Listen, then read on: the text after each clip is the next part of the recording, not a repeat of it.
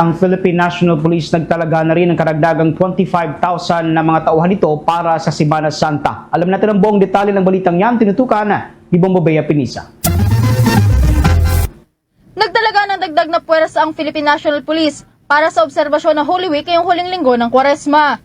Sa naging pagtatanong ng Bombo Radio kay Philippine National Police Public Information Office Chief Colonel Randolph Tuanyo, kinumpirma nito na magtatalaga ang kanilang hanay ng karagdagang 25,000 na kapulisan bilang dagdag na seguridad sa iba't ibang bahagi ng bansa. Kung matatandaan kasi nauna ng deployment ng PNP, ang 40,151 na mga personnel mula sa kanilang hanay para sa Ligtas Sambac 2025 na nagsimula ngayong Abril hanggang sa susunod na buwan. Ang dagdag na pwersa mula sa kanilang hanay ay para sa espesyal na obserbasyon ng Lenten season ngayong taon na siyang nag-umpisa nitong Abril 14 hanggang Abril 20. Kung matatandaan po natin na sinabi po natin yung Ligtas Sumbak, ito po ay tatagal ng 2 buwan, magsisimula siya noong April hanggang May 31. Ang deployment natin doon originally ay 40,151. Pero special po itong buong linggo na aabot po sa April 14 up to April 20, meaning po magmula kahapon hanggang Sunday, magdadagdag po tayo ng 25,000 na PNP personnel deployment po para lamang po sa Semana Santa.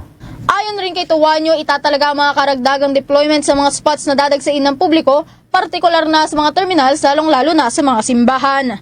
Anya mula sa naturang bilang 19,000 rito ang mga volunteers na itatalaga sa iba't ibang simbahan sa bansa para sa pagpapaigting ng police visibility na direktiba mula kay PNP Chief Romel Francisco Marbil. Layon din ito na maiwasan ang mga potensyal na banta, lalo na sa mga pantalan, terminal at lalong-lalo na sa mga simbahan.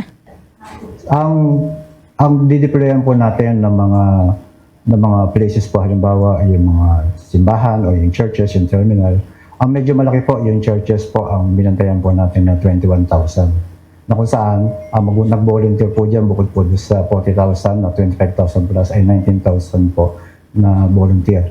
Samantala, nauna na dito ay tiniyak na ng PNP sa publiko na mananatiling naka-alerto ang buong hanay ng kapulisan sa buong panahon ng Semana Santa habang bukas rin ang kanilang mga help desk para tumugon sa anumang mga pangangailangan at insidente. Para sa Bombo Network News, Bombo Bea Pinisa nag-uulat para sa #1 and most trusted radio network in the country, Bombo Radio Philippines. Basta Radio, Bombo!